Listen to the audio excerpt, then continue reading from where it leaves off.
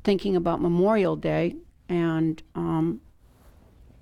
doing what we just did, I had some opportunity to think about death. You know, images of the many military cemeteries, you know.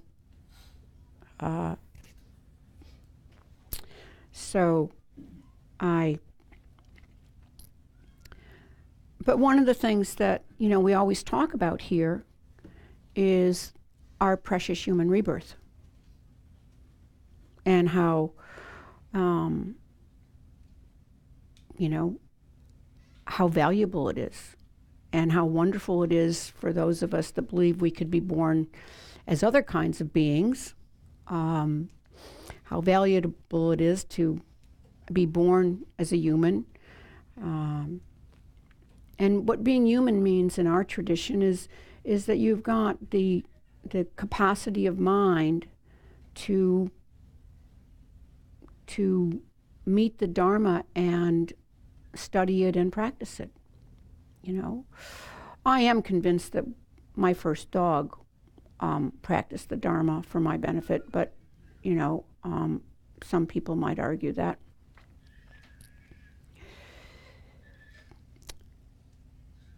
And the Dalai Lama says that all beings are seeking happiness, and the purpose of life is happiness. Well, I forgot to say something, which is, in honor of talking about death and vacations, this talk will probably not go to 10 to 12. There's no family program today, so there aren't children that wouldn't be done with their activities for you to go pick up. And I am going to model vacation taking by when I leave here going on a 24-hour vacation. And everybody that knows me probably knows it's going to involve water. So I Googled vacations as Dharma practice. And of course what came up was expensive meditation retreats in exotic locations. And that's not what I was looking for. I was not looking for meditation retreats. I was looking for, I don't know what I was looking for, but I couldn't find anything that came close to what I was thinking about when I was thinking about Dharma as vacations. And that I believe that vacations can be Dharma practice. So what I'm talking about is fun. Fun with a capital letter, you know. And I'd really like you to think about a vacation, long or short, which you felt had some of the following. You know, I feel really alive and happy. Finally, I'm doing something on my bucket list. This is fun, and I'm relaxed, and I'm enjoying myself. I just did something that I thought I could never do. For me, it was at Family Dharma Camp riding a zip line. I went back and did it a second time. It was worth getting up to watch this sunrise. What of you? Gosh, I haven't thought about work in 2 days. I always wanted to learn how to do this. I don't have to set my alarm clock for a week. Great food, and I didn't have to shop for it or cook it. I'm eating pancakes for breakfast, not kashi go lean with soy milk. After lunch with a friend, thinking I need to do this more. I'm not getting dressed today. It's me, the couch, and a mystery. It's peaceful here and I feel so calm. I hope I can still feel this way when I go back home to work and all my other responsibilities. Anything I've missed? Okay. So, vacations have a really, really important function in our Dharma practice. It's called the power of relinquishment.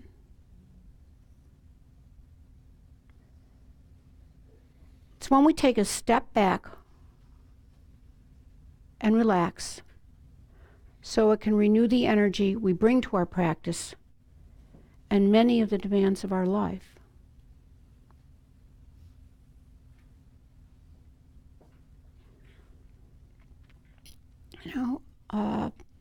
In a sense, Buddha, before he achieved enlightenment, for 6 years, starved himself and, ate 1 grain of rice a day and barely a sip of water. And if anybody ever seen the statues, he looks like an anorexic on steroids. I mean, I don't mean that disrespectfully, but every bone and everything is showing. And finally he said, this is not working. I'm no closer than when I started 6 years ago, and I'm hungry, which would have been me on day 2. And a woman offered him rice and milk, and he took it, and he slept, and he felt renewed. Well, I would suggest that that's the first time, that's the power of relinquishment. And it's out of that when he had recovered his strength, he decided to find a Bodhi tree and sit under it until he figured everything out. So I'm really glad he decided to have a bite to eat and take a good nap. And I don't mean, please, I'm really not flip. I mean, I am flip. Excuse me, that's not true. I am flip, but I really mean it with all seriousness.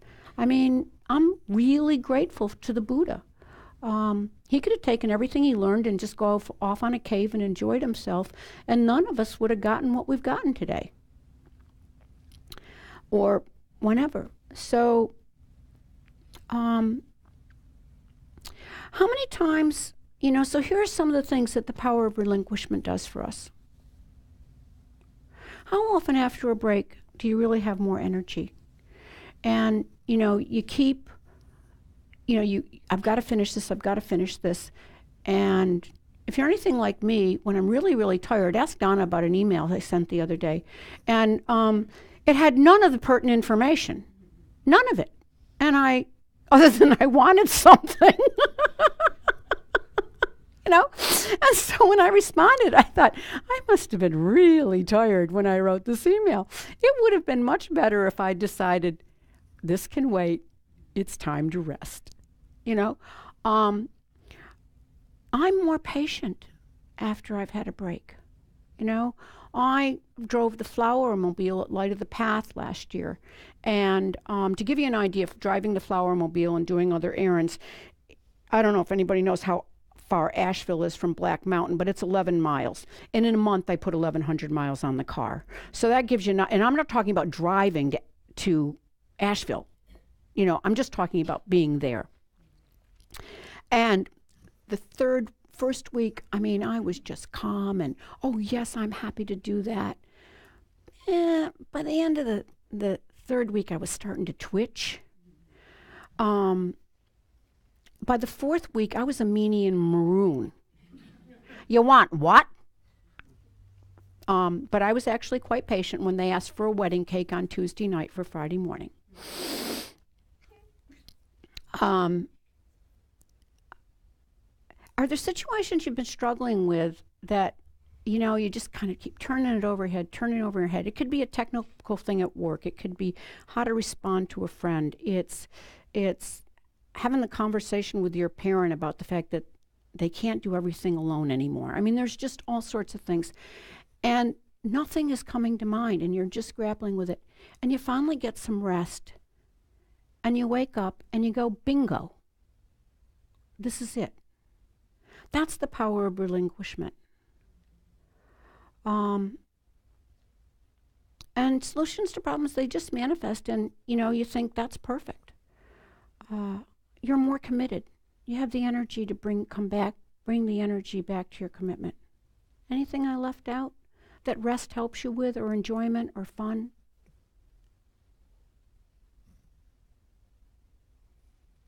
Wow, I brainstormed pretty well. Okay.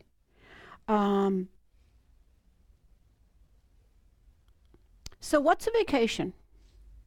You know, there's a new thing called a staycation, where you stay home and you try not to do everything on your list, or you stay home and you do everything on your list.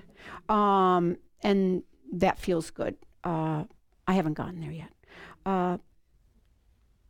So here's some ideas about what a vacation can be.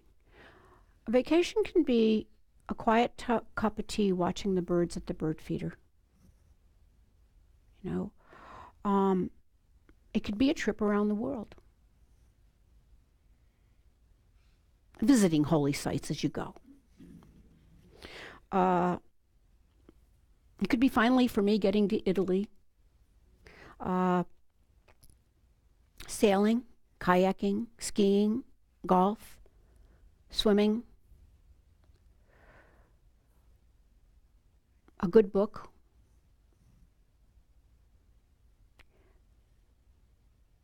attending a concert or a play or a musical or some form of entertainment that you really like. Tennis. I have a friend whose father is 91 and is the oldest person that they did when they cleaned this out in his life, and the reason he wanted it done is he couldn't play pickleball anymore. And he's at 93. He's now back playing pickleball 3 times a week. A good conversation with friends. Going to a museum. Visiting a country that you always wanted to see.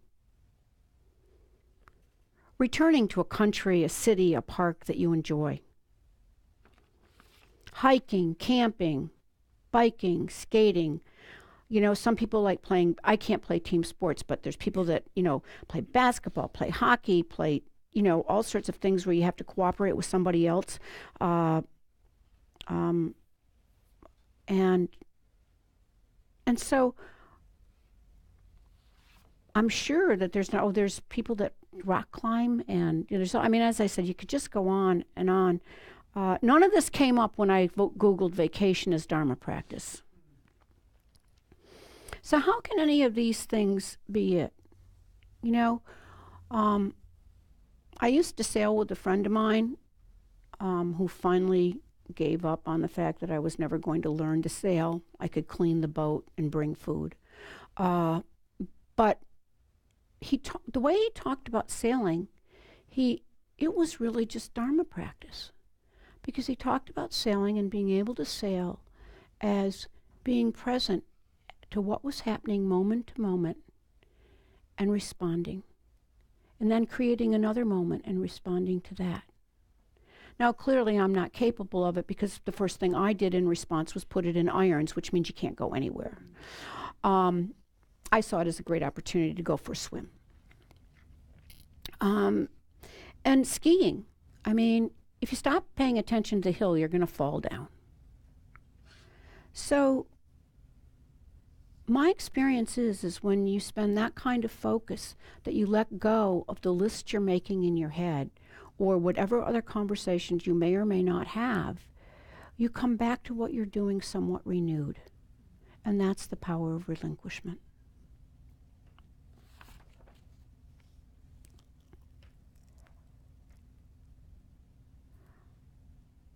As we enter summer, at a time many of us take vacations, rejoice that a good vacation is Dharma practice.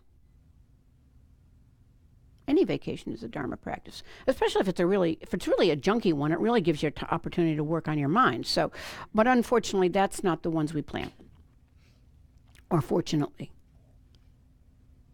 And so, if you do it with the motivation to benefit your mind, so that you can continue practicing kindness in all your affairs, it's Dharma practice.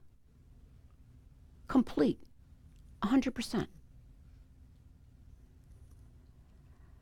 And I guess that's one of the things that I think about, when you are relaxed and you're not feeling pressured, that, most of us want that out of a vacation.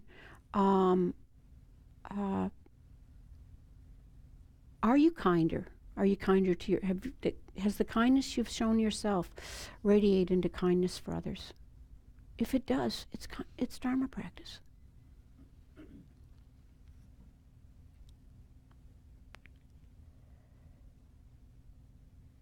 So, and let's go back to death. Death is certain, and it's always getting closer. It's closer for me now than it was when I walked into this room.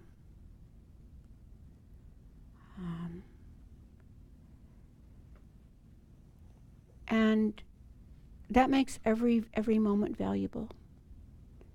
And if having fun,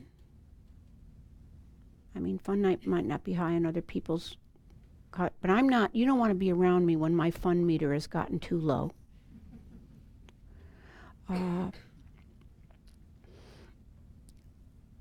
You know, so, you know, fun gives me the energy, positive energy that I can bring to my practice. And I think that's true for all of us. And it's about the motivation. It's about the intention. So,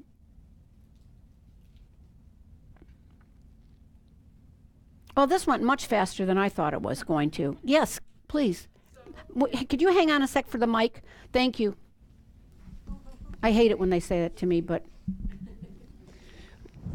we are very grateful to be here today, and thank you for the teaching. This is a topic my family has been discussing for a while, and hopefully I can get this out in a coherent fashion because I've been having a hard time wrapping my head around it. When we have a lot of fun, we homeschool our son, we're very grateful every day for the opportunities we have.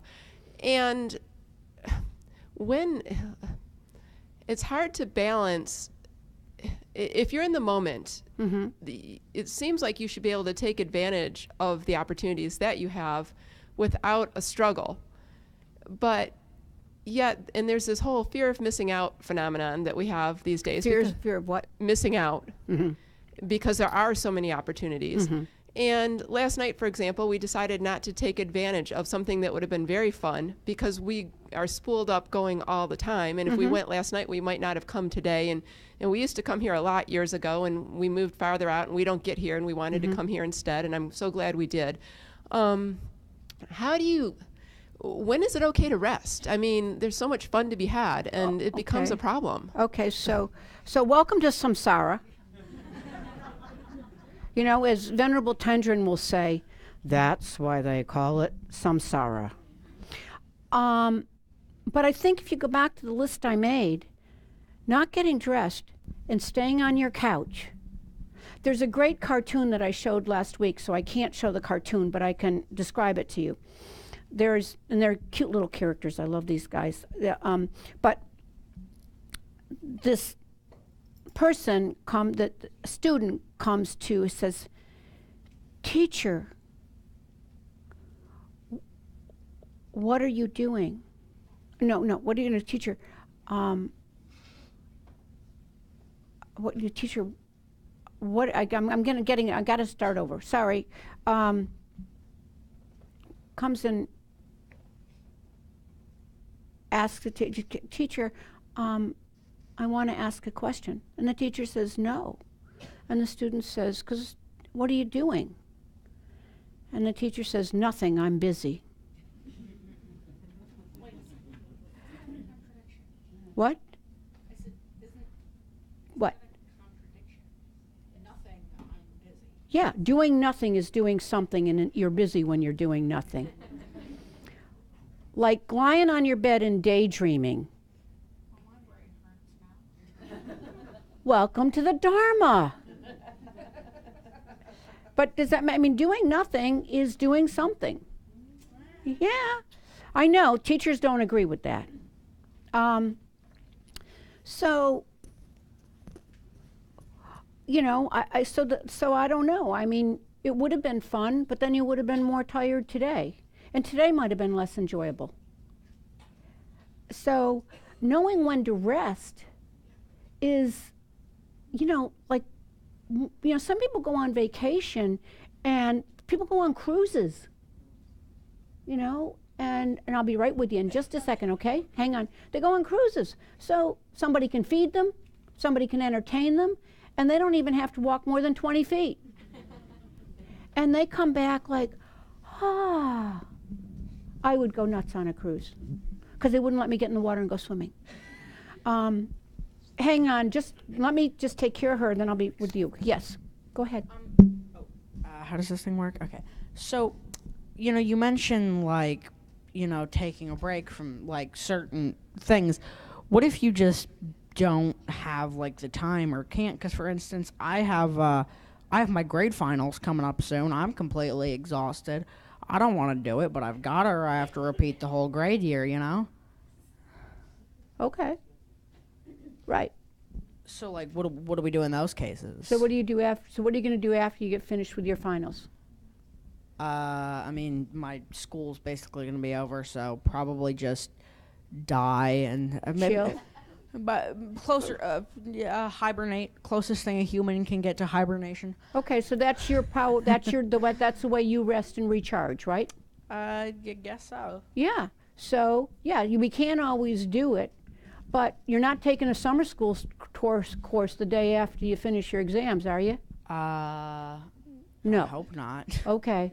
So, yeah, you don't always get to do it at the moment you want it. You're right. Are you getting any sleep? Enough. I Okay. keep forgetting to turn my alarm off, though. Yeah. Welcome to adolescence. Adolescence is samsara in spades, on steroids. Sorry, but I mean, you know, ask anybody here if they want to go back there.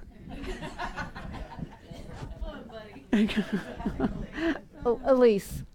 Now that I'm retired, I pretty much have vacation all the time, but there's 3 really important benefits that I've always found to vacations. And the first one is, like, as you suggested, that it's an opportunity to really get in touch with yourself. And sometimes that is just taking that quiet moment and sitting with a cup of tea and watching the birds.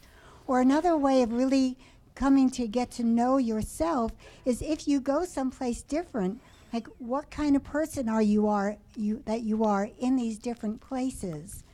I mean, that helps me to learn what kind of person I really am is when I put myself in different situations or have a different schedule. You know, what's constant and what changes. Another important benefit is going out and meeting new people in different settings, you know, to remind yourself that the whole world isn't just, you know, your house, your street, and your job, and your, you know, the Kadampa Center.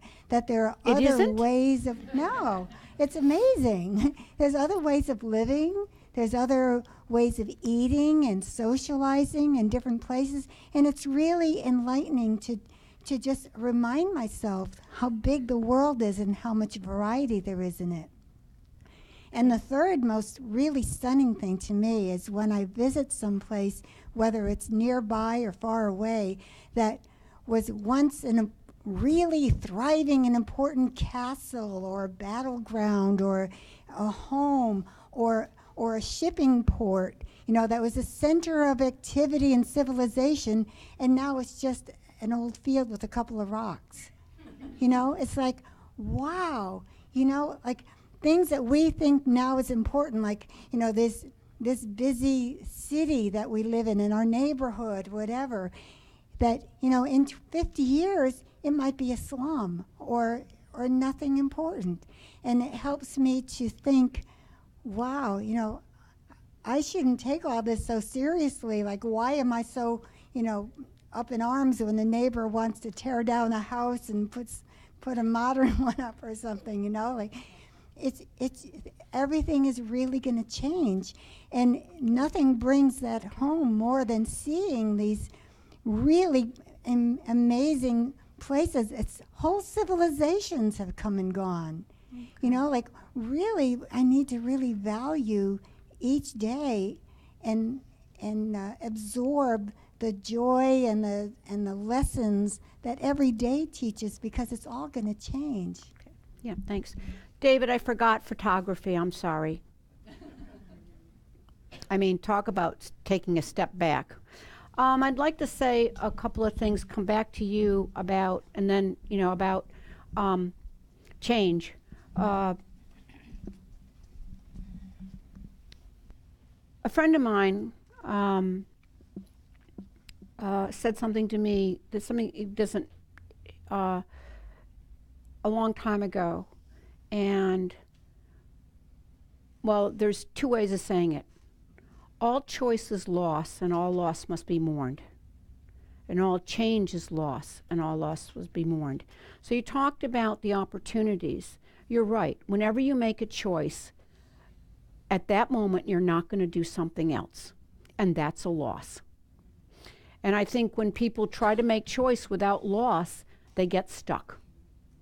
And it's not that it's a grievous choice. I mean, for me, it's ordering the carrot cake instead of the chocolate cake, and then somebody has the chocolate cake, and I think, oh, I would have rather had the chocolate cake. I mean, I've got to, but I want a piece of cake, so I darn well better make a choice. Although I'm not supposed to eat cake. So I don't know if that, that helps. And coming back to what Elisa's saying about knowing yourself, one of the things, I don't know if anybody's experienced, you keep putting information in, people that come to Discovering Buddhism, and I've heard people from Discovering Buddhism say this, that they just need to let it percolate. They just need to let it kind of settle in. It's kind of like, and I've done this, is putting another mouthful of food into my mouth before I've even swallowed the one I'm doing. I mean, I can't even enjoy it. So I think it's a skillful way it can be a very skillful way of discovering the Dharma or whatever topic you're studying. And please, anybody, go ahead. Some of you may know that I'm a travel agent. I've helped some of you before. Yes, and she's helping. I have a picture of the Buddha on my desk on a little plaque with the saying that says, "You think you have time." Right. And to me, that sums it all up. Mm-hmm. We don't know what's going to happen this evening or tomorrow. And if it's something in your heart that you have a desire to do without too much attachment, Okay. we don't have time.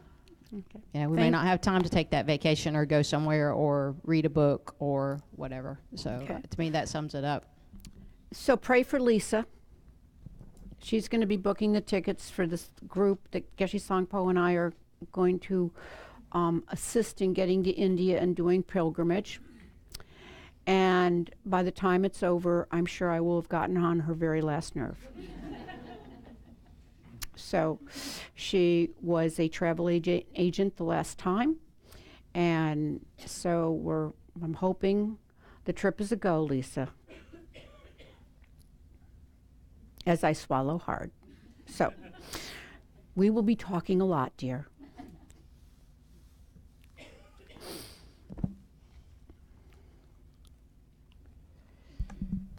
So I have the to-do list struggle. I don't know if anybody doesn't, right? And I frequently say the only time we're not going to have a to-do list is when we're dead, so we're going to have stuff to do. And there's two artist references that... you still have a to-do list. You have to get through the bardo. Yeah, we're Buddhists. We don't ever get to you stop. You have to get reborn. We can't just go to heaven and be done, right? Got to keep coming back. Well, one day we will, in manner of speaking. So these two artists, one was Monet, and do you remember what he said? Like one time somebody was saying, "Oh, Monsieur Monet, you are so very busy, busy, busy." No, first they said you are relaxing, because he was sitting on the porch and just sitting there in this. You can imagine the gardens de Giverny. How do you say it? Giverny or something. So they said you're relaxed. You're so busy, and wait a minute, how is it? You're so relaxed, and he was sitting on the porch. So they said you look relaxed, and he said no, I'm very, very, very, very busy. So that speaks to that. And they were like, what? And then the next time they came by and they said, you are so busy. He was painting and painting and painting, and he said, no, I'm very relaxed. And that has helped me a lot, because we bring the Dharma to everything we do. So when we think, if we just get this done, then we'll relax. And if we just get this done, we're like, well, it's never going to be done, especially if you're a manager of something. So you just have to bring your joy and your Dharma to everything you're doing. And one time I was at not a retreat, but a training for FPMT, and it was pouring down rain in California. The mudslides were happening. And so it was so wet, and I was trying to get to the room, and I just left the training, and I had this sense of like, got to get to the room. And all of a sudden I just started laughing, like, what's magic's going to happen when I get to the room? Like, there's nothing, it's just me in the room. And that was where all the good stuff was. This is where the good stuff was, but this is really unimportant. I just got to get there. And I just stopped, and it was like, okay, the stupa's on the right. I'm bringing us into, all those Buddha-shita mindfulness came in, and I thought, what if you played a game and you imagined that this is the only thing that's important, these transitions, and the rest is just stuff. So it was just like bringing every moment to, you can rest in the moment, you can, instead of thinking you have to rest when you're on vacation. And the last one is George O'Keeffe, who said she was grocery shopping and doing everything, and she said, this isn't different than painting. This is just what it takes, not so that I may paint, but that's not separate. This is just all the same thing. I'm buying groceries so that I may eat, but it's the same as the joy of painting. You can make everything joyful. And that's tricky to do sometimes, but I remember those two. It helps. Okay, well, there's two phrases. There's after enlightenment, do the dishes. But there's Geshe has a phrase that to-do lists are like an old man's beard. Doesn't matter how many times you cut it, it keeps growing. So, and someone in the back of the room?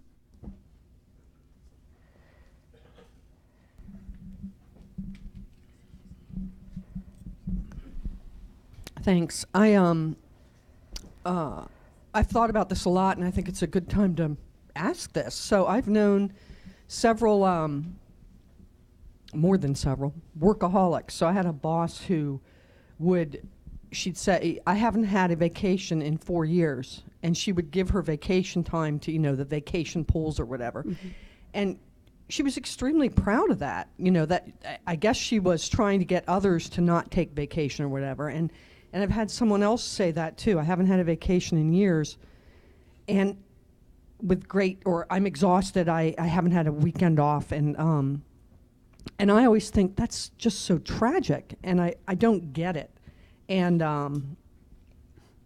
why they would be so proud of that. I'm certainly not one of those people. I would never give a vacation day away if I had it.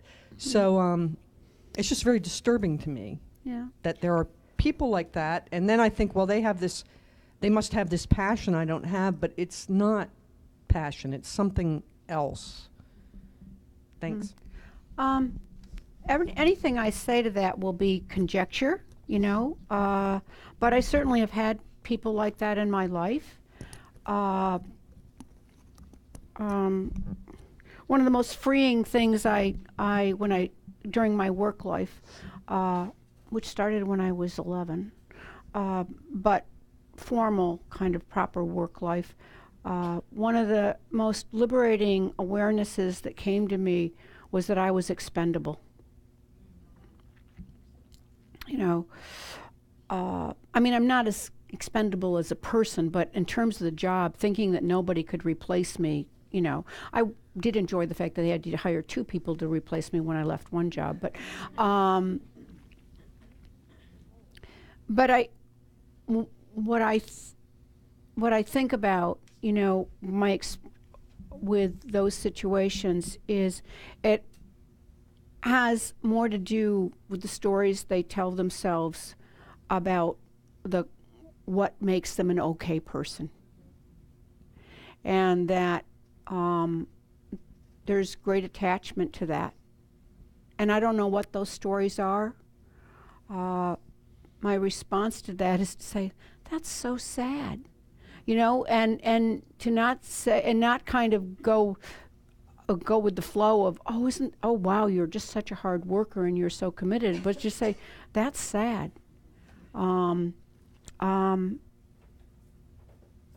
or, to my experience is to just sometimes not respond and go pray, But yeah, it's a hard one because it is sad to watch. And it's sad when it becomes the culture of an organization, The truth is that the Kadampa Center is a little bit like that. And I don't mean that in a bad way, but there's not enough people to do all the jobs that need to be done because there's 1.5 actually employed people at our center. And so when you ante up, and people know you're reliable, it's really hard to not keep asking you again. And people then have to take care of themselves. I mean, you can say no, and people don't yell at you when you say no, but it's like, but this is for the Dharma, this is for the Dharma, this is, for sentient beings. And so it can be a hard place to be. And as I said, I'm not saying it's just the culture of any organization that is primarily volunteer driven. That people have to come into it kind of with, being willing to take care of themselves. And I don't mean that it isn't the organizations, but it's a hard one, I was a social worker. Talk about not being able to say no. I got really good at it. Anybody else? Hi. I have 2 comments. The first one is it was a speech, and now it was made into a book by David Foster Wallace. It's called This Is Water. And he opens it up with this story about 2 fish that are swimming along. And another fish swims by, and he says, "Hey, boys, how's the water?" And they keep swimming, and a little while later, one of the fish turns to the other fish and says, "What is water?"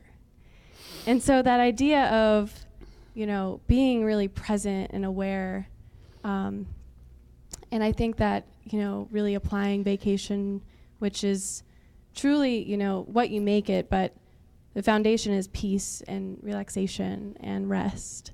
And I think that you need that balance in every area of your life, even if it's not technically a vacation. Mm-hmm. The other comment is more of a question. So I think, what your family was discussing is interesting. One of my greatest challenges is that attachment to expectation. Mm-hmm. And so I think that line is pretty blurry, at least for me, where, the concept of death and living each moment to the fullest, you could think of it in terms of, well, I want to make Dharma for a happy life tomorrow, so I'm not going to do this today. But what if this was your last day? Mm-hmm. So how do you balance that? Well, I expect I'm going to do this tomorrow, or I'm going to do this next year, and how do you make decisions based off of either planning versus living in the moment? Does that make sense? Yeah, it does. I don't know if I have much of an answer, Let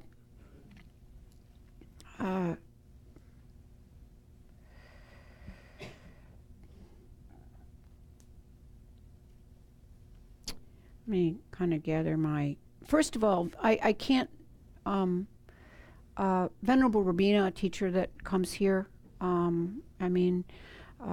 if she was here, there would be kind of a little tornado walking around. Would say the most pervasive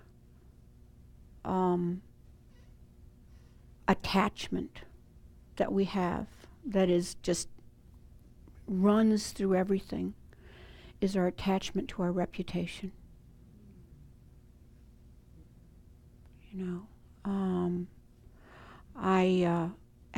I think, what are expectations? What are they going to think of me if I don't meet that expectation? What am I going to think about myself if I don't meet that expectation? I mean, I can beat myself up. Well, I'm practicing that, but I mean, I can beat myself up with the best of them, and there's nobody else in the room in terms of what I didn't do, that I said I would do. And again, I go back to about choice. There's things that I haven't done. I like keeping my scholarship when I was in college because I didn't want to pay any more loans off than I had to, right? So that meant keeping up a certain grade point, which meant choosing not to do some things. But I had seen family members confronted with student loans, and anything I could do to minimize that was worth it to me. Now, it may not have been fun. It may have been like the young woman who was talking about she's exhausted because she's studying for exams and she can't wait to, recharge. So there are choices like that. But at the same time, there's things that I didn't do because, I should do that later in my life, that I look back and I think, and for me it was out of fear, fear of the consequences, fear of the money, fear whatever. I'm just saying. And I deprived myself, Now, I'm still here. I'm still a nun, kind of. I guess I got where karma meant me to go, So, oh well,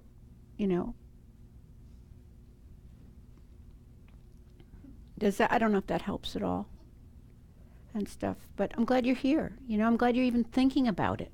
Everybody rejoiced they're even thinking about this stuff. This is terrific. Okay.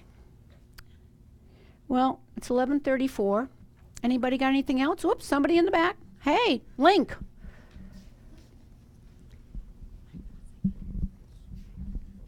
I just wanted to add one piece about permission, I guess.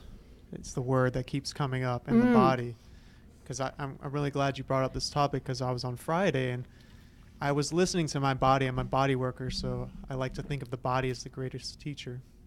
And I really needed to take a nap, which is another thing we should add to the list of vacations is naps are great. Yeah. And Napping are wasted on kindergartners. And I was outside, under the trees, and I took this great nap, and I woke up, and I was in that state of mind where you can't move your body. You could if you really, really want to, but like your body's just done. It's out for the count. And then it was the mind and not giving myself permission that kept pulling me, like to move. And I wanted to stay with the body. Like, I'm really resting right now. This feels so good, but I didn't give myself permission to complete that process. And so to tie it back together, another teacher the other week had said something pretty profound I wanted to share about. We're always learning, trying to do meditation or work with the mind, but the body only knows how to be present. It can only be here, where we are. The mind can go anywhere. You can be thinking about your vacations that you wanted to go on or things you have to do after, but the body only knows how to be right here. So listening to that, and it will tell you when it needs to rest, and honoring that and giving permission for it, I guess. Yeah. Some of us are good at ignoring it. Well, actually, there's a book called Touching Enlightenment by a guy named Reginald Ray, and he talks about enlightenment beginning in the body. And great. Okay. Well, so if there aren't if there aren't any burning desires or anything else anybody wants to say, again, thank you to all the veterans. I'm deeply grateful for your service. I had the privilege of working at a 900-bed psychiatric VA in the early 70s and worked on the acute unit, and I got to see up close and personally some of the damage. And since I was a hippie objecting to the war, it was a really, really, really good lesson. Thank you. And with the veterans in mind and all beings that suffer, again, on page 246 is Shanti Davis' dedication, and Lama is going to read, lead us in reading it, and I think read it pretty slowly so that we can reflect on all of the opportunities in this dedication. Thank you.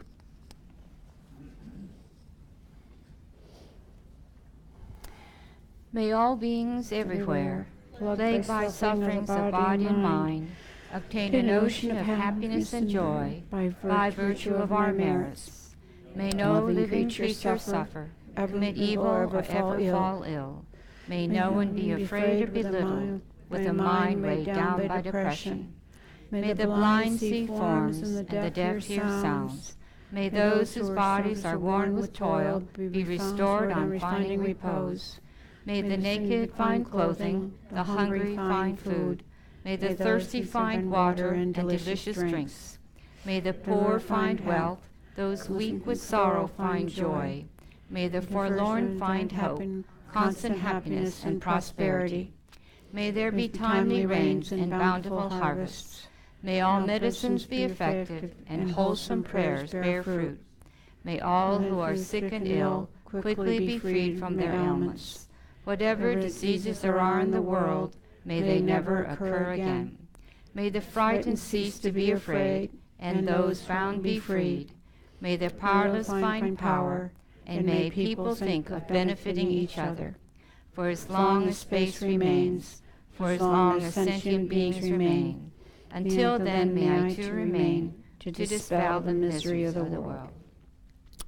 So everybody please set the aspiration that I don't get lost finding Heiko Lake, but hopefully in an hour and a half I will be in the water. Thank you. Everybody have a great rest of the day, and if you need to nap all day tomorrow, go for it. Just a quick reminder that we are in the middle of a Buddhist holy month, the month of Sakadawa. This is the month during which Shakyamuni Buddha was born. He was enlightened during this month, and he passed out of this life during Sakadawa. And Tuesday is the 15th day of the month, and that's the day when we will have quite a few activities. First thing in the morning, 5:15 in the morning, we'll have 8 Mahayana precepts if anybody wants to take those. That's just vows that you take for 24 hours. And then that'll be followed by a little breakfast and a reading of a sutra. And then at 3 o'clock in the afternoon, we'll have an animal liberation led by Venerable Lamo. And then in the evening, Geshe Sangpo will be offering refuge. You need to have registered for that. If you missed it and you absolutely really think that you would like to do that, please see me right afterwards because the door's closed, but I'll open it a crack. Because, people forget. And then right after so that's at 7 o'clock.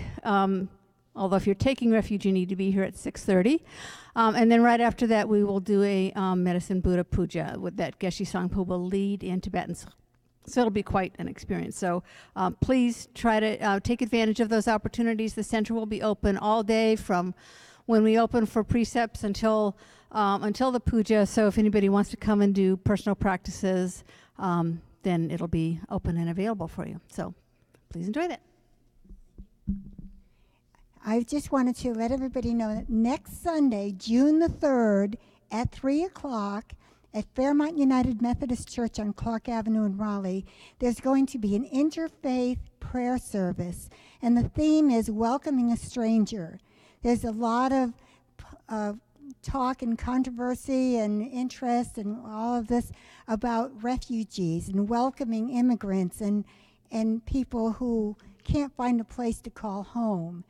And this prayer service is dedicated to them. So please come. There will be a family who has been the recipient of welcome there at the service, as well as people representing many different faith streams, talking about welcoming a stranger from their different faith perspectives. It's really worthwhile. Thank you.